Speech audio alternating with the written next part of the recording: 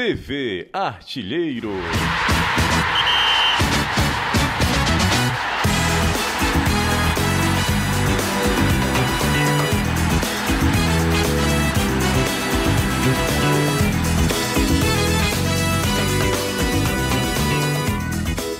Olá, minha gente, estamos chegando a mais um Futebolês. A gente está nesse período de recesso, mas claro, deixamos conteúdos bacanas, trouxemos aqui grandes personalidades do futebol cearense. Hoje a gente tem a alegria, a satisfação de contar com um dos caras dos grandes personagens da história recente do Ferroviário, um dos caras que tem uma relevância muito grande nessa reconstrução da identidade do Ferroviário, do orgulho coral também. Caio Costa, boa tarde pra você, tudo bem? Boa tarde, José, tudo ótimo. E o Marcelo Vilar aceitou o nosso convite, está aqui para bater papo com a gente, falar sobre o Ferroviário, falar sobre o ano de 2018. Muitos consideram esse ano o maior ano da história do Ferroviário, pela campanha que fez na Copa do Brasil e pelos 2 títulos, né?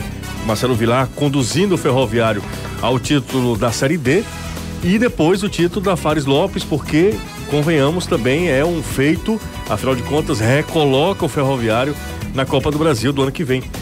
Marcelo Vilar, é uma satisfação recebê-lo aqui no Futebolês, aqui na Band News FM. Muito obrigado por ter aceito o nosso convite. Certamente teremos um bate-papo muito agradável. Tudo bem, Marcelo? Tudo bem, um prazer meu de estar aqui com vocês, né? Agradeço pelo convite, de participar desse bate-papo com vocês aqui. Ô, Marcelo, a gente estava conversando, Caio, eu, todos aqui da equipe, da sua importância, da sua relevância na história recente do Ferroviário. Porque você pega um abacaxi e você já com um nome consolidado no futebol do Nordeste, sobretudo, você pega um Ferroviário que não tinha nem campo para treinar, você consegue levar o Ferroviário, você conduz boa parte daquela campanha em que o Ferroviário foi vice-campeão cearense, depois o Vladimir Jesus assume, né? Você vai para o motoclube e depois você volta para conquistar a Série D pelo Ferroviário e também a Fares Lopes. Queria que você falasse sobre esse momento dirigindo o Ferroviário, de volta ao futebol cearense. Realmente as coisas aconteceram de uma maneira que muitos achavam que não daria certo, né? Mas eu digo que se juntou naquele momento a fome com a vontade de comer, né? Porque eu tinha interesse de permanecer no estado por conta de alguns problemas particulares que eu ainda estou resolvendo e o convite do Ferroviário veio, era realmente um desafio, mas como você disse, né, eu já tinha experiência o bastante, eu confiei nisso, confiei nessa experiência e acabou dando certo. O Ferroviário, que já vinha há alguns anos sofrendo na segunda divisão, mas que tinha feito uma belíssima segunda divisão no ano anterior, em 2016, com o Lula Pereira, né? Então, Lula e o Fernando, né? Exatamente. Lula, Fernando, Danilo, né? E aí eu juntei as peças do quebra-cabeça que acabou dando certo. Não, eu ia perguntar, a primeira coisa no geral, né? O que a gente pode falar desse elenco do Ferroviário? Porque foram 4 treinadores ao longo do ano, né? O Ferroviário começou com o cara que foi do Juazeirense, me falha agora na memória o nome. Aí depois o Ademir Fonseca, que foi o técnico da Copa do Brasil, da grande campanha. O Maurílio assume para a Série D e você pega no mata-mata da Série D. E a sensação que passa é que cada um deixou uma raiz interessante ali. O time do Ademir era aquela coisa do time que não aceitava perder, né? E eu acho que o campeonato de mata-mata é fundamental. O Maurílio trouxe algumas peças que seriam titulares do teu time na Série D, né? O Atudo de Zaga que foi do Iguatu, né? O André Lima, que depois eu soube que foi teu jogador da Paraíba durante anos, né? Carlos Rabelo. O Lucas, lateral direito, por exemplo, foi jogador do Maurílio também no Uniclinic, tinha o Leanderson, enfim. E o time foi ganhando corpo, né? Chegou mais gente, Edson Cariús. O que é que dá pra falar desse grupo todinho que ele não foi um grupo que foi desmontado, né? Ele, na verdade, foi um grupo que foram sendo somando jogadores até o final da temporada. Você vai perder jogadores ali na Fares Lopes, quando perde o Sávio que vai pro Londrina, perde o Esquerdinho que foi pro Juventude, mas no modo geral é uma coisa rara no futebol cearense, uma equipe que não tem um orçamento de Ceará e Fortaleza, o Ferroviário conseguiu ir, na verdade, reforçando o grupo ao longo do ano, do que, na verdade, implodir depois de um sucesso que foi a Série D. Eu acho que esse aí é um dos segredos para que um time possa conseguir resultados, né? foi uma das coisas que eu utilizei ainda em 2017. Porque quando eu cheguei, nós tivemos 15 dias de pré-temporada para começar a competição. Ele jogou do Fortaleza, Eu não poderia, de maneira nenhuma, deixar de observar o que tinha no Ferroviário. Mesmo o time não tendo subido, tendo saído alguns jogadores importantes, mas tinha uma base de time que já vinha da segunda divisão, né? Quando eu comecei a fazer os primeiros trabalhos com eles, que eu tive que ir diretamente ao ponto, não podia arrodear demais, não podia fazer uma pré-temporada diferente, porque eu tinha que montar um time, dar um conjunto, dar um modelo de jogo em apenas 15 dias, né? Então, já naquele time, se você observar bem, eu tinha o Erandi, o Túlio, o Glauber, Era o Gustavo na lateral direita, né? Mas eu tô falando dos jogadores que já eram da do Ferroviário, que tinham uma base. Valdeci, o Valdeci, o Maxwell, né? Quer dizer, era uma base de time que a gente tinha que montar em cima. Dali vieram alguns jogadores que eu já conhecia, alguns que já estavam no grupo tinham sido contratados, é o caso do Vitinho, né? O caso do Raul Miller, alguns jogadores, outros que vieram de uma base de time também, que tinham jogado com o Dr. Valmino Quixadá, que aí veio o Gustavo, exemplo, né? O Mimi, o goleiro, o Mauro. Então, ali começou a se montar uma base de time que foi andando. Você vê que essa base mesmo aí, Erandi, Túlio, Valdeci, eles até hoje estão no grupo do Ferroviário, né? E no começo do ano, desse ano agora, a diretoria do Ferroviário me procurou e a gente conversou. Só que eu havia tentado alertá-los da necessidade que havia do Ferroviário se profissionalizar mais, né? Principalmente no que se refere à estrutura. E naquele momento eles acharam por bem que não era bem assim e a gente acabou não entrando num acordo e eles trouxeram o Rabelo. Mas já ali, o Ferroviário, quando eles me procuraram, eles já tinham 17 jogadores contratados, né? O que dava pra fazer no Ferroviário, o planejamento da diretoria do Ferroviário está sendo muito bem feito. Tá. E aí eles já tinham contratado o Janeudo, aquela galera toda. O Rabelo trouxe alguns outros jogadores. Eu temia, ali naquele começo de ano, que o Ferroviário não conseguisse os seus objetivos. Se não se profissionalizasse e visse. Porque quando se fala disso, às vezes se fala de jogador caro. Não é jogador caro. É jogador de qualidade. Porque qualquer jogador que ganha 50 mil hoje, um dia ele ganhou 5, ganhou 3. E aí a gente identificar ainda quando ele está ganhando menos. Por isso que o trabalho é maior para se fazer isso, né?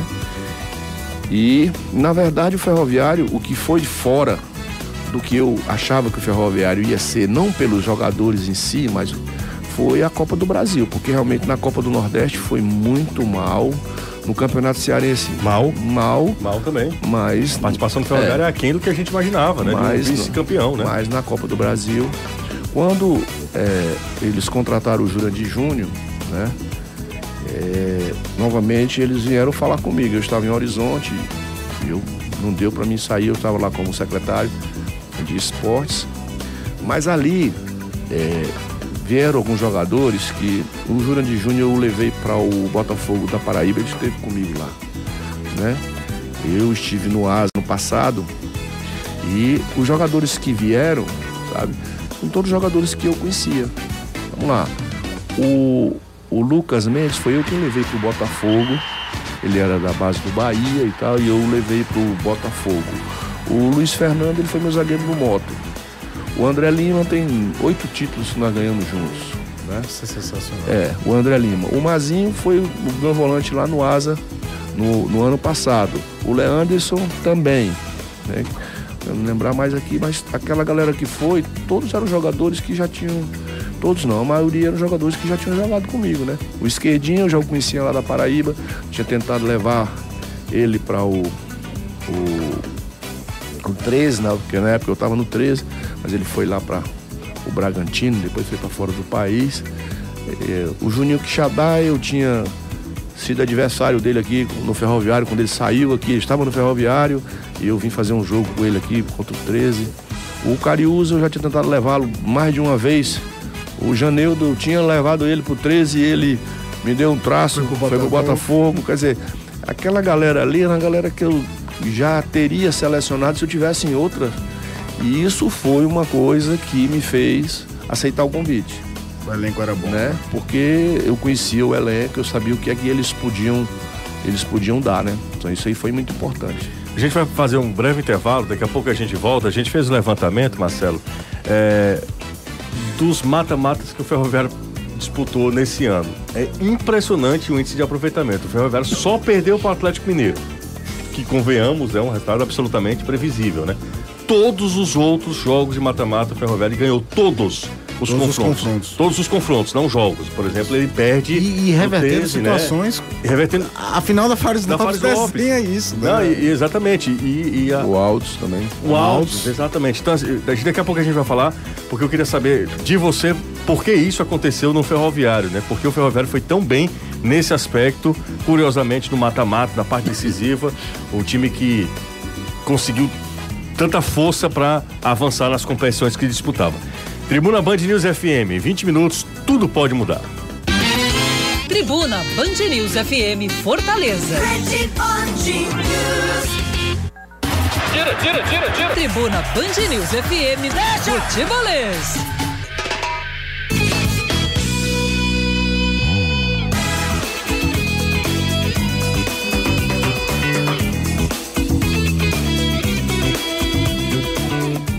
Já estamos de volta aqui com o Marcelo Vilar, nosso convidado especial mais uma vez. Muito obrigado ao querido Vilar, que tem muita história no futebol cearense, é um dos caras mais vitoriosos. A gente coloca, né? Olhando para técnico cearense, Marcelo Vilar, Flávio Araújo e Oliveira Canindé, né? Talvez os três mais vitoriosos, né? Dessa geração. São contemporâneos também, né? Eu sou o mais velho deles, o Flávio é 2 anos mais novo e o Oliveira 4 anos mais novo. Marcelo, eu queria que você falasse, deixando um pouquinho o Ferroviário, daqui a pouco a gente retoma o assunto, como é que você enxerga o futebol hoje? De concepção mesmo, de variação tática, de qualidade técnica, o que você pode falar com toda a sua experiência, toda a sua vivência no futebol brasileiro, principalmente, né, sobretudo no futebol nordestino? Queria que você, como é que você pensa, qual é o teu parecer sobre Você acha que pode ser o futuro, principalmente no futebol nordestino, dentro dessa configuração? Não, mas eu queria que falasse sobre concepção mesmo, jogo, sabe, né? Caio? De jogo. O que é que você tem visto por aí? Você acha que é uma coisa que um esquema leva a outro, ou se você vê alguma evolução? Eu acho que não tem muito o que evoluir mais em termos de esquema, não. Esquema é mais número, né?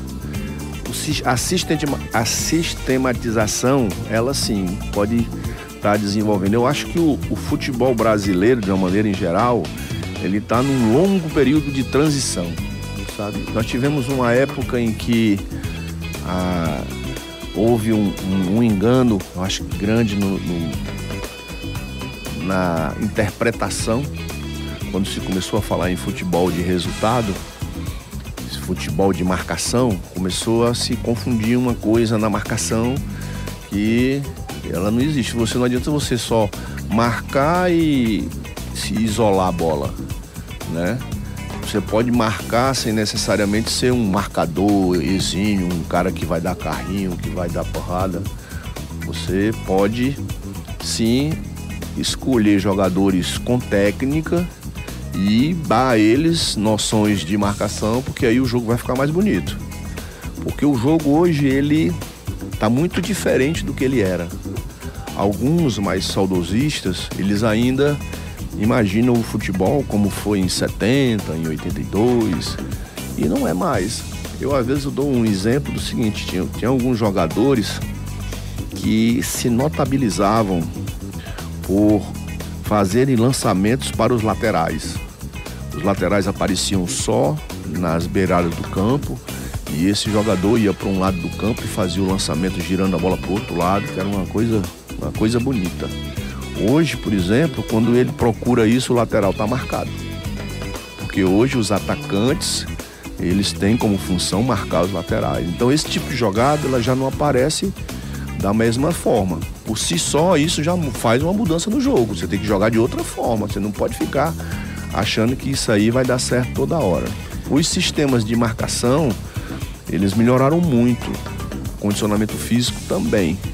Então, hoje em dia, com os times bem treinados, jogando numa faixa de 20 a 35 metros de distância entre a sua linha de ataque, né? O campo encurtado, realmente é necessário que se tenha uma coisa diferente para poder romper. Já visto, de repente o Ceará vai lá contra o Flamengo, faz isso, joga ali na quarta linha, fechadinho e vence lá dentro e desse jeito vai, velho. Então a transição para se chegar a algo maior, ela ainda está acontecendo. Aquele camisa 5 antigo que só desmarca tá acabando, né? Eu pego como exemplo teu time mesmo. Com o padrão Série D, a gente sempre pensa Série D gramado ruim, jogo pesado, times com marcação forte, balão, correria. O Ferroviário era um time que jogava com a bola no chão. Tem no meio campo o Leandro, que é o mais velho deles, é o mais volante, mas é um cara que no começo de carreira no Grêmio, também no Ceará, quando veio pro Ceará lá em 2006, sempre foi o segundo volante, cara que saía. Mazinho e Janeiro nem se falam, são até mais meias do que provavelmente volantes. Você tinha que Xadá, esquerdinha e o Edson Cariús. Não tem nenhum troglodita com a bola no pé ali, nenhum jogador só de marcação provavelmente dita. Aquele cara que toca a bola e no máximo vai tocar pro lateral direito e recompor. Foi um dos diferenciais do Ferroviário para um campeonato e pergunto, completando isso, uma coisa que a gente levantou aqui, né, José? Foi por isso também que você trouxe o jogo pro Castelão? Para trazer para um gramado melhor e sair do PV, aquela coisa do jogo mais amarrado? Olha, quando eu cheguei, né, havia assim uma coisa de que o Ferroviário não tá ganhando no PV e tal, né? Não foi bem eu que levei para lá, achei bom ter levado para lá, né? Mas isso que você tá falando, Caio, é uma tônica no futebol hoje. Paulinho, quando eu estive em São Paulo, Paulinho era meia. E olha que todo mundo tá dizendo, ele não é porque ele começou a jogar de volante. Elias era um jogador que no Palmeiras B, ele era meia atacante. Hoje ele é volante. O Hernandes também era meia no São Paulo, hoje ele é volante. O Ricardinho, aqui do Ceará, em 2007, quando eu estava no Ceará, ele esteve comigo aqui, ele era meia. Depois ele foi lá, voltou, o Sérgio Soares colocou ele como volante. Por quê? É fácil de se explicar isso. O jogo hoje está nos pés dos volantes, gente. A marcação está tão forte que o jogo está nos pés dos volantes. Quando o volante pega a bola, o adversário está todo atrás da linha da bola e o jogo está no pé dele. Se ele não souber fazer esse jogo andar, o seu time não vai jogar. O que você acha do Felipe, do Fortaleza, e do Richardson, do Ceará? O Richardson era meia no América de Natal. Então hoje ele é volante por conta disso. O Felipe também, o Mastrilo me falava isso já há um tempo, que ele lá no Maranguape ele era meia. Ele disse, rapaz, vem jogar de volante que vai ser melhor pra ti e tal. Então é isso aí, a tônica é você ter jogadores com qualidade, incutir na cabeça deles que eles têm que marcar e eles vêm. Estão tentando fazer isso com o Ganso, né? O Ganso, infelizmente, o Ganso ele não tem as qualidades físicas para fazer isso. Mas a ideia é essa, você ter de trás, vindo pegar a bola aqui atrás para jogar, jogadores que tenham qualidade, né? Era o que se fazia na Europa nos anos 80, lá atrás, de transformar o meia central, que já tava ficando mais velho, de jogar de líbero. De líbero, né? Porque ele jogava na sobra e quando o time saía com a bola, ele vinha com o campo livre para armar. O Matheus jogou até os 40 anos na Alemanha, muito por conta disso, de questão. E isso acabou aquela história que antigamente, quando o primeiro volante estava suspenso, era sempre o zagueiro central, né? O Ayrton jogava de volante no Ceará. O Ayrton tanca às vezes. Inventavam isso do Ayrton. Nós perdemos muito tempo com isso, né? E aí, por outro lado, porque toda a ação do jogo ofensiva, ela repercute numa ação defensiva do adversário, né? Por isso, aí o que eu digo? Se você tem um volante, na minha época que eu jogava, o Zé Eduardo aqui, era um cara que eu ficava observando muitas colocações dele, e ele dizia assim, deixa o chinesinho ver que ele vai perder a bola. Ele sabia que o chinesinho marcava bem, mas ele não tinha qualidade, ele ia acabar errando. Aí se de repente, agora quem tá com a bola lá é o Zé Eduardo, o volante é ele. Aí o seu meia tem que ser um cara que tem que marcar também, porque se ele não marcar, vai desequilibrar o seu sistema defensivo. Marcelo, uma pergunta que que é uma pergunta do nosso mundo, no mundo real, e no outro futebol que os caras praticam na Europa, que é praticamente um outro esporte. Eu queria saber de ti, quais jogadores, dois, tá? Escolhe um no teu ambiente, no teu mundo, e o outro nesses caras que são extraterrestres. Um cara que mais te surpreendeu quando você era técnico, né? E você dirigindo esse cara, ou enfrentando, o cara que você, putz, esse cara joga muito, é muito diferenciado. E se você assiste pela TV, o que é que você acha dessa geração Cristiano Ronaldo, Messi, que tem duelado ao longo de todo esse tempo aí? Olha, rapaz, eu digo mais assim, surpreende? Eu digo assim, que o jogador que ele é fora de série, né? A gente identifica ele logo muito cedo mesmo. Quando eu estava no Roma de Barueri, nós disputávamos a segunda divisão do campeonato de juniores. E os jogos eram só aos sábados. E pela proximidade de Barueri, né, na grande São Paulo, a gente... Metropolitana, né? Metropolitana, né? A gente estava sempre em intercâmbio com os times maiores. Quando um jogo amistoso contra o São Paulo, né, quando foi no segundo tempo, entrou um Magão lá, e o Magão só de primeira, fazendo tabelas distantes. Eu digo, que coisa, rapaz, que jogador esse aí? Quem era? O Kaká, né? Logo depois eu fui pro Roma de Apucarana e o primeiro amistoso daquele time do Santos, que foi campeão em 2002. Time do Leão, né? Isso. Aquele primeiro amistoso dele foi contra nós. Inclusive, até interessante que nós estávamos numa coletiva, o Leão do lado lá, e o Leão disse, nós fizemos um time para não cair e tal, o Santos está sem dinheiro. Foi campeão. Vou ter que botar os meninos, né?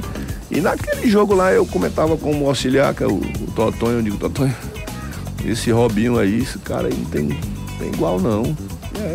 Ele tinha 17, 18 anos, mas já era diferente, eu tinha 17, né? O Robinho tinha 18. Outro, eu estava no Palmeiras em 2006, e meu filho até estava comigo lá em São Paulo, e mandaram eu ir ver 2 jogadores do Bahia, dos juniores do Bahia. E o jogo do Bahia era contra o Internacional. Quando a gente viu aquele centroavante aí, quem era? Alexandre Pato. Quer dizer, já vê o diferencial do atleta, né? E nós estamos falando aqui em primeira divisão, né? A gente vê isso também no amador, a gente vê cada jogador no amador, que a gente pergunta assim, por que esse cara não teve oportunidade no profissional, né? Eu vi jogadores assim, fantásticos na minha época, que nunca chegaram a ser profissionais, mas que com certeza teriam condições de ser profissional. Agora, com relação... Pela TV, assim, olhando pela TV. Esse Cristiano Ronaldo e o Messi, eles são... colírio para os olhos, né? O Messi é aquele jogador genial na nossa concepção sul-americana de ver, né? Já o Cristiano Ronaldo é um definidor, é fantástico, né, cara? Ele, na nossa linguagem, ele brinca de jogar bola. O assustador desses caras é o tempo do grau de excelência, né? Há mais de uma década. Em alto nível. O Modric ganhou agora, mas foi muito no peso de uma Copa do Mundo o prêmio, mas você tira do para o ímpar, qual dos dois, e não cai. Todo ano, não, agora vai começar o declínio dos dois, não diminui. É impressionante. Eu lembrei de outro aqui, antes de mim, né? Eu ainda era jogador, eu não fui relacionado pro jogo, o Ceará jogou contra o Vasco aqui, Lula Pereira era o zagueiro do Ceará, e um baixinho lá, tava no time do Vasco, quando a gente viu esse rapaz jogar, ele não foi o que foi o Romário. Basta você ver. Eu acho assim, sabe, que hoje, um dos grandes problemas nosso no futebol brasileiro, por isso eu disse que nós estamos num período longo de transição, eu acho que na base, a nova escola de treinadores, de tudo, eles estão se preocupando muito com o lado tático, esquecendo muito da técnica. Eu vejo alguns jogos de juniores hoje, e eu vejo assim, muitos jogadores taticamente, bem colocados em campo e tal, cumprindo função, mas tecnicamente muito fracos. Eu vi até o Dazer Marques, que era repórter do UOL, e agora está trabalhando como olheiro do Liverpool. como o Iniesta parou de jogar pela seleção, pelo Barcelona, né? Tá jogando no Japão. Ele comentou uma coisa que é muito interessante, é um cara que acompanhou o base há muito tempo, tanto é que foi contratado agora pelo Liverpool. O Iniesta seria barrado em boa parte das categorias de base do Brasil. Porque não é o cara do lançamento longo, não é o cara do chute de fora da área, não é um grande finalizador, mas ele faz tudo isso nota 8, 9. E franzino, Pequeno, né? só que caiu num clube que tem uma forma de jogar desde o menino sai do fraudário já de azul-grená e já tem um jeito de jogar. Porque talvez em outro clube o Iniesta não tivesse tido a carreira absurda que teve, um dos maiores jogadores da geração dele. É isso aí, a gente tá conversando aqui com o Marcelo Vilar, querido Marcelo Vilar. Como é que é trabalhar com o filho? Tranquilo. É tranquilo? Você tranquilo. É muito tranquilo. Na pré-eleção, quando você dá spawn, é desse jeito também? Não altera a voz? Não, a gente tem que ser de acordo com o momento. Ah, tá bom, não pode então. ser assim. Quando o também, Léo né? fez aquela bobagem contra o Cordino, que quase é expulso. Nossa. Ele pega com a mão? Ele pega com a mão. né? O árbitro, se fosse mais rigoroso, tinha expulsado o Léo, né? Ainda bem que não. Hoje dá pra dar risada. Querido Marcelo Vilar tá conversando com a gente aqui no Porque Futebolês. no momento como aquele ali, né, você não tem que ficar atudiado com o que já aconteceu. Você tem que pensar no que você tem que fazer. Se acontecesse uma coisa ali, eu tinha que estar pensando no que é que eu ia fazer, né? Mas é bom trabalhar com o filho? É tranquilo? É, tranquilo. É tranquilo, né? Não, também o Marcelo não aparece, não altera. Você perdeu pro Caucaia, a gente tava até comentando um dia desse, a gente tava editando a matéria do Ferroviário, né? O Marcelo perdeu pro Caucaia. Vai ter que fazer dois gols de diferença. Parece que venceu o jogo. Não, vamos pro próximo jogo, não tá nada perdido. Essa serenidade dá inveja pra muita gente, viu? Essa serenidade às vezes é o seguinte, eu digo que no futebol só tem uma verdade, é vitória. Quando você perde, aí está, porque também o cara... Aconteceu isso comigo lá no 13, teve um episódio engraçado. Eu passei 4 anos e meio lá, né? Você gosta de Campina Grande, Marcelo? Gosto, é muito bom. Muito bom, né? Mas eu passei 4 anos e meio na primeira vez que eu tive lá, né? E aí o desgaste vem e tal, quando o time não teve bem, começaram lá. E aí um diretor lá disse que eu parecia um padre. Também o treinador parece um padre, né? Não grita e tal, e tudo bem. Aí eu fui pro Botafogo, né? Aí quis o destino que a gente fosse campeão dentro de Campina Grande, em cima do 13, lá dentro, né? E tem um comediante lá, o Marcelo Piancó, e ele veio e saiu com essa, disse, aqui nós não temos padre, abamos papa. Eu achei essa o máximo dele. Essa é sensacional. O futebol de Campina Grande a gente diminui, infelizmente nós temos um preconceito, o futebol cearense. O futebol cearense é tão massacrado, Rio, São Paulo, nós, né, no Nordeste, são tão massacrados, quando a gente tem a oportunidade. O oprimido quando pode ser opressor, meu amigo. Quando a gente tem a oportunidade de enfrentar times do Rio Grande do Norte, Piauí, do Maranhão, da Paraíba, aí a gente acha que é Real Madrid e Barcelona. A gente reclama quando Bahia e Pernambuco exatamente, pra gente. Não vou nem falar de São Paulo, não. Falando Bahia e Pernambuco. Exatamente. Aí quando perde um jogo... Vamos supor, o Fortaleza jogou anos contra o Asa na Série C. Quando perdi pro Asa, não podia. É verdade. É verdade. E o futebol de Campina Grande é um futebol muito forte, né, Marcelo? Rapaz, é uma rivalidade monstra, né? Muito grande, sadia, né?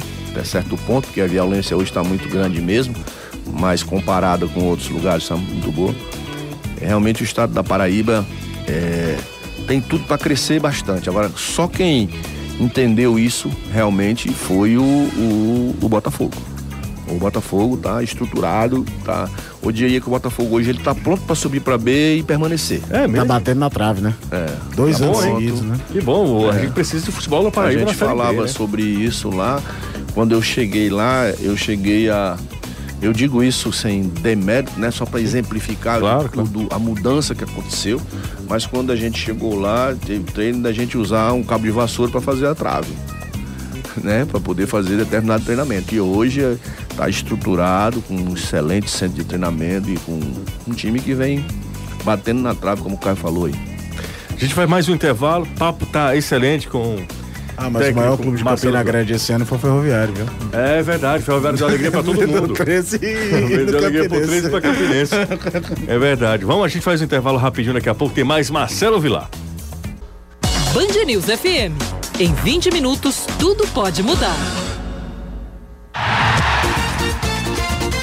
Futebolês.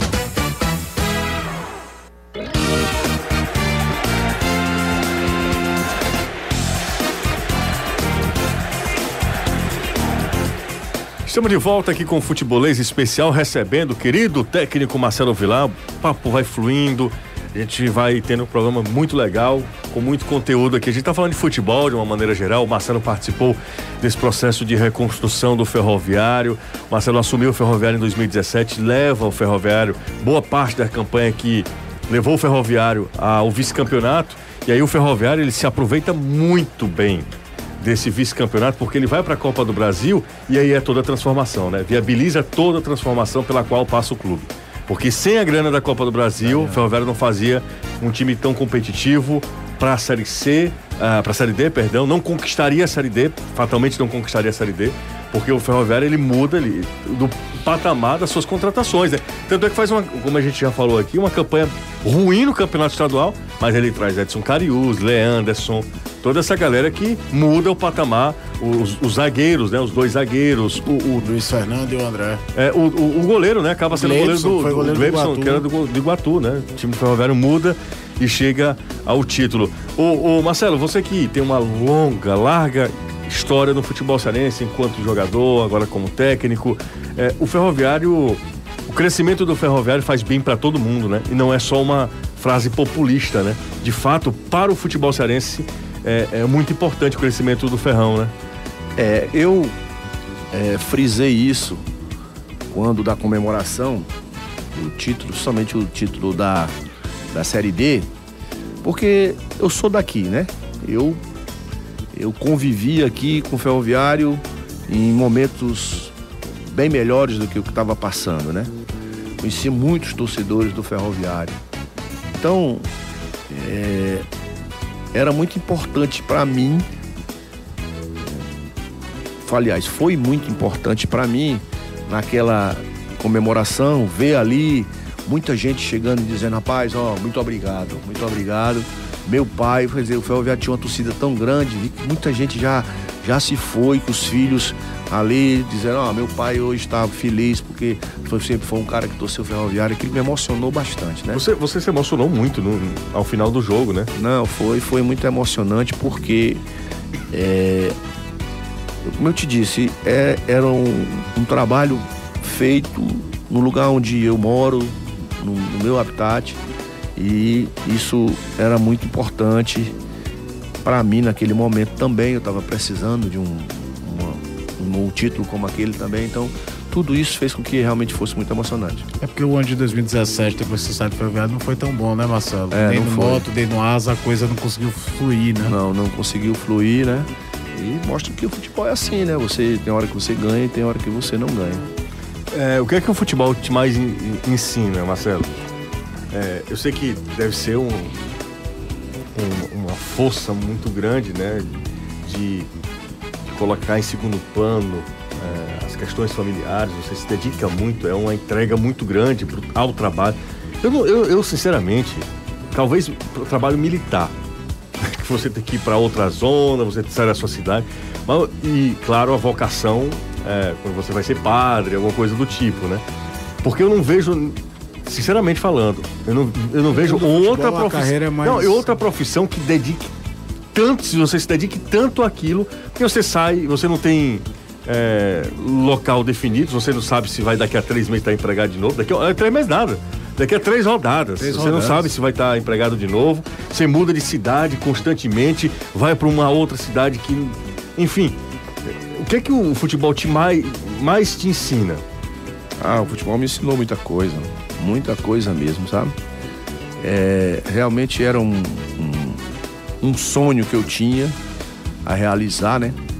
Eu tive uma carreira como jogador, de certa forma, frustrada por contusões e outras coisas. E ali, naquele momento, eu digo, rapaz, eu vou ser treinador.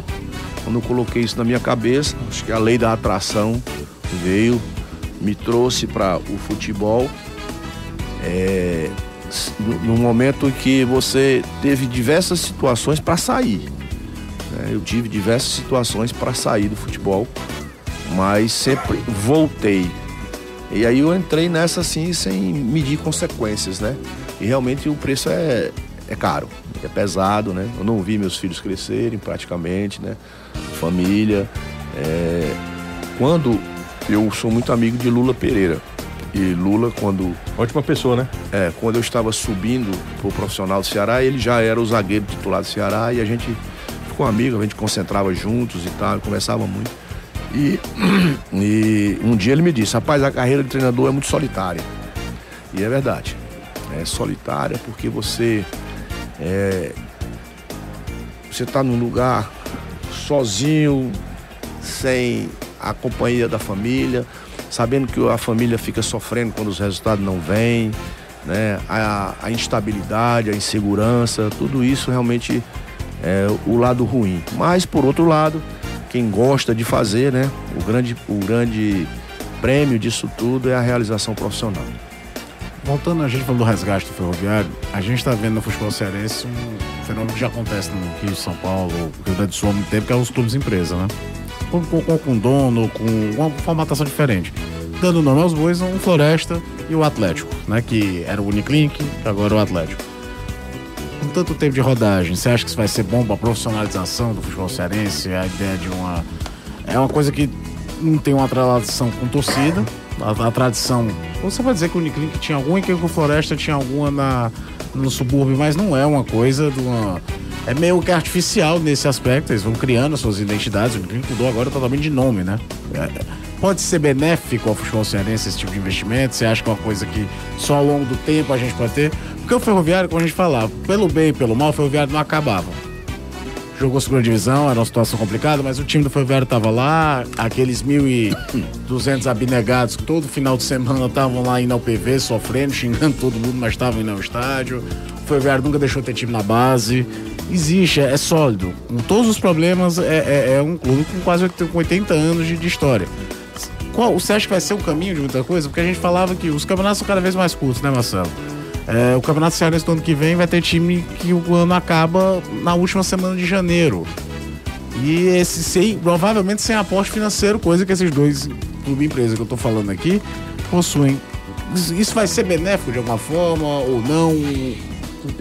Vai mexer com a geografia do futebol cearense? Olha, essa coisa da transformação agora vai para fora do campo também, né? A verdade é que esses clubes que não são empresa estão passando por muitas dificuldades, né? E a vinda desses clubes para os atletas, para as comissões técnicas, para os profissionais de futebol é muito bem-vinda, muito bem-vinda. Clubes como o Ferroviário, em que a política interna é muito acirrada, né? Muitas vezes faz com que os times... E alguns estão se acabando por conta disso, né? E quando o time é de empresário, a tendência é que esse lado aí não sofra solução de continuidade. A gente não sabe até quando eles vão seguir por outro problema, que é o problema do calendário. Eu acho que a CBF, eu tenho dito isso por onde tenho passado, ela é madrasta e não mãe. Ela tá sufocando, matando os campeonatos estaduais e vai acabar com eles. Porque a própria Série D, eu sempre bati essa tecla. O pessoal fala que a Série D é calendário, a Série D é satisfação. Porque são 6 jogos. O resto do campeonato é muito incerto. Eu vejo assim, sabe, que não tem como o Brasil, como um país continental, ter um campeonato aos moldes do que é o campeonato português, um campeonato espanhol e outros, que são países muito menores do que o nosso. E também não vejo condição de se fazer um campeonato brasileiro com 100 times. É humanamente impossível. Eu vejo a saída como regionalizar os campeonatos brasileiros. Se nós aqui no Nordeste tivéssemos um campeonato brasileiro região Nordeste, em 5 anos... Uma espécie de conferência, assim? Exatamente como é no basquete norte-americano. Nós aqui no Nordeste e em todas as regiões nós temos tudo. Nós temos público, nós temos estádios, nós temos imprensa, nós temos televisão, nós temos aeroportos, hotéis, nós temos tudo. Por que não um campeonato brasileiro? Se aqui nós tivermos a Copa do Nordeste, como ela é feita hoje aqui pela Liga, se ela fosse o Campeonato Brasileiro Região Nordeste, em 5 anos os times brasileiros seriam outra coisa. Se nós pudéssemos ter um campeonato brasileiro regionalizado em suas primeira e segunda divisão, e o Brasil seria outro. Os campeonatos estaduais tinham que acabar com esse negócio de primeira e segunda divisão. Quem for para o campeonato brasileiro, certo? Vai disputar o brasileiro. Mas todos os outros times disputariam a segunda divisão para o estadual do outro ano. Cairia todo mundo. Por quê? Porque hoje em dia um time que não tem série no brasileiro, ele fecha suas portas, como o time vai fechar as portas agora no final de janeiro. E ele só vai voltar no outro ano. É porque a gente pega a própria Taça Fares Lopes. E a continuidade? Não. A Fares Lopes teve 8 times porque Ceará e Fortaleza quiseram jogar. Que eram 2 clubes que, em teoria, pro objetivo do campeonato... E olha, a Fares Lopes, certo? Ela tá acontecendo... As copinhas, né? Você conta os estados do Brasil que ainda tem. Verdade. Os outros não tem mais. Tem no Rio, tem em São Paulo, tem a Vianney Carlene no Rio Grande do Sul, mas... Bahia tem ainda? Não sei, tem não. Parou esse ano a Bahia. Santa Catarina eu acho que também não tem, porque ano passado foi um fiasco, só tinham 4 times. Parou. Porque vai participar quem quer. Então, acho que devia ter um acordo, porque aí vê-se os dois lados, né? Aí para o atleta quer ter condição de trabalhar. Né? Ter calendário para ele trabalhar. Aí para os clubes, não, se eu pagar só 3 meses de salário, o resto eu... Aí fica nesse negócio e o futebol morrendo. Não vou citar, mas vocês sabem quem é. Uma TV, porque patrocina, né? Manda, só quer mandar jogo de Corinthians e Flamengo pro Brasil todo e fica desse jeito. Ô Marcelo, retomando um pouquinho na sua carreira como técnico, você teve uma experiência, não sei se dá para considerar uma oportunidade no Palmeiras, né? Você assume o Palmeiras mesmo, né? Era o Tite, né, cara? O técnico que caiu, você entra, Marcelo? Quando você foi, eu fui... assumi 2 vezes, né? Interinamente, né? Na segunda eles me efetivaram. Na primeira eu entrei no lugar do Leão e na segunda no lugar do Tite. Que frustrou não ter agarrado essa oportunidade ou não ter tido mais respaldo para continuar o trabalho? O que você falasse sobre esse momento da sua carreira? Rapaz, foi muito importante para mim, sabe? Mas realmente foi uma grande oportunidade que eu deixei passar. Né? Talvez eu não estivesse preparado para ela. Você tinha quantos anos na época? 2006, 2007, né? Isso aí. 2006, 45 anos. Porque o Marcelo começa com 36 anos na carreira de técnico de futebol. Hoje, nós temos uma geração muito jovem, né? O Luan Carlos tem 26 anos, 27 anos. O do Uniclinic é muito jovem. O Jair Ventura é muito jovem também. Nós temos... O Zé Ricardo é jovem também, aquilo que a gente falava também, né? Que o Marcelo tá nessa há muito mais tempo, pode confirmar pra mim que a tese que eu tenho. Os caras vão muito, os clubes não tem muito projeto. Eles vão no que dá certo na hora e seguem uma tendência. O Corinthians teve muito sucesso com o Carille. Então um monte de gente... O Botafogo teve um sucesso com o Jair. Então todo mundo foi meio que copiar essa linha. O Atlético Mineiro tentou o Thiago Largue. Os caras foram tentando. O Filipão fez sucesso com o Palmeiras. Aí tudo os veteranos vão voltar pesado em 2019. Mas eu queria que o Marcelo... Porque segue muito quem ganha dita a regra, né? Pode falar sobre essa tendência, mas eu queria que falasse sobre o Palmeiras. O Palmeiras, algumas coisas foram muito boas pra mim, né?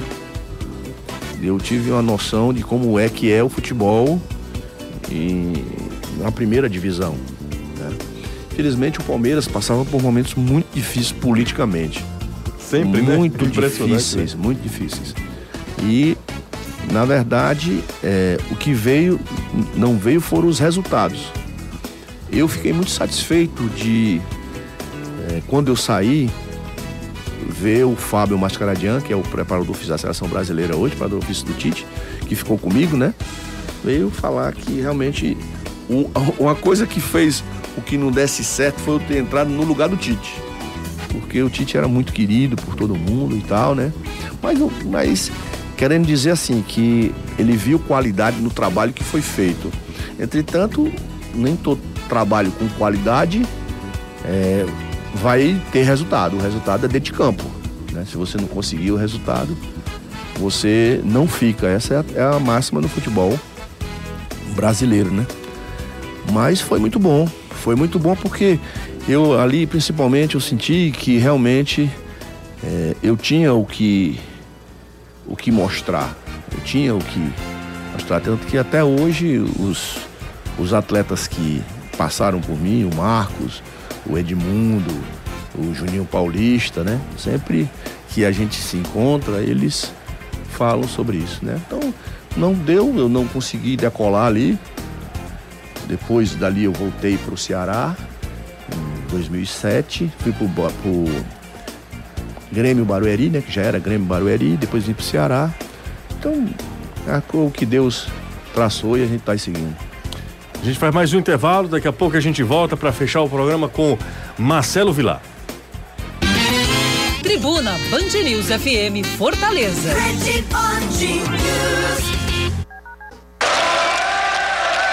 Futebolês, nosso jeito de torcer.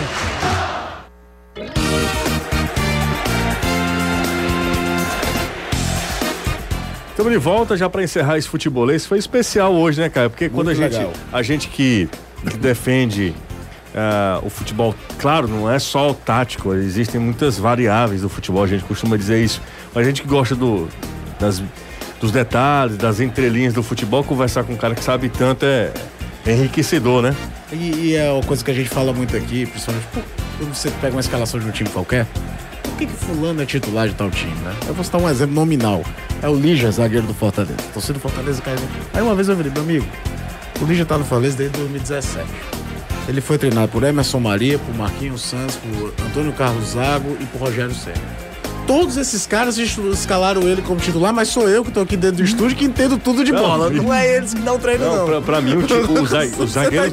Não, eu falei isso.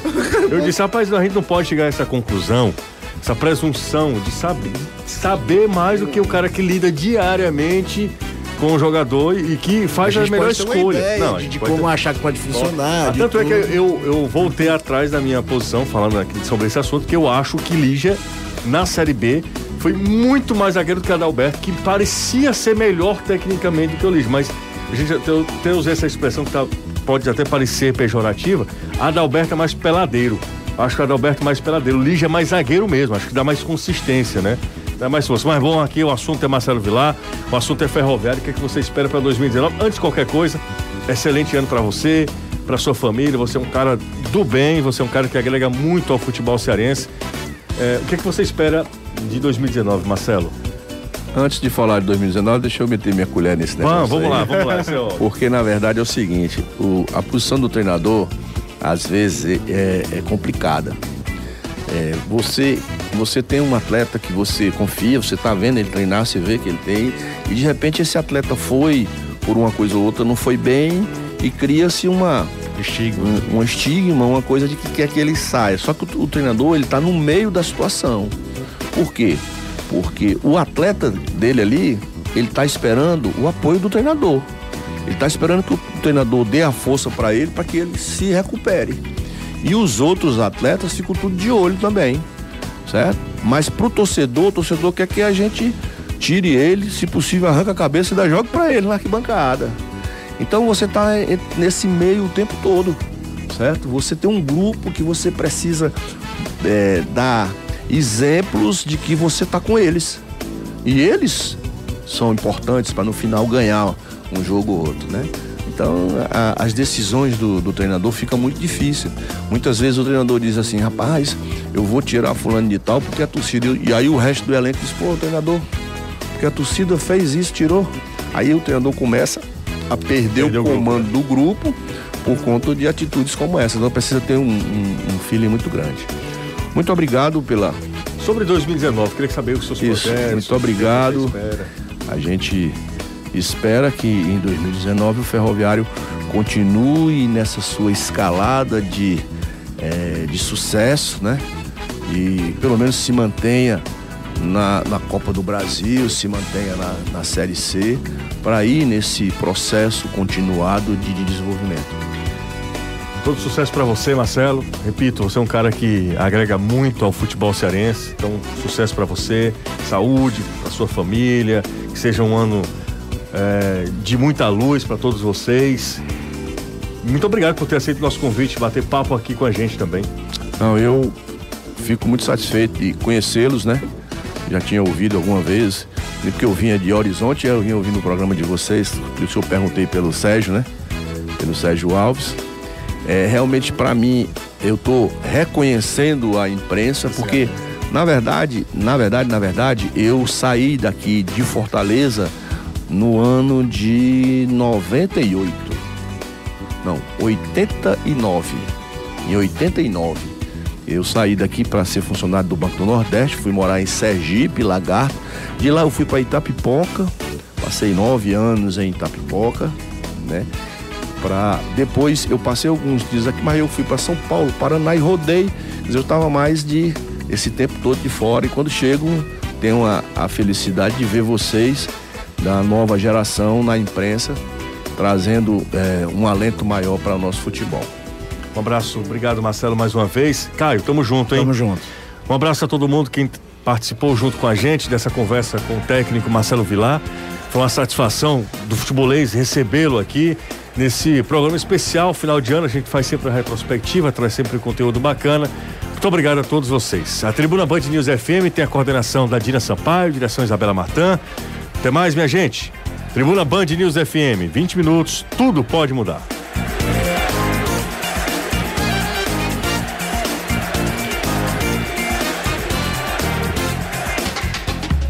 Você ouviu Futebolês, aqui na Tribuna Band News FM.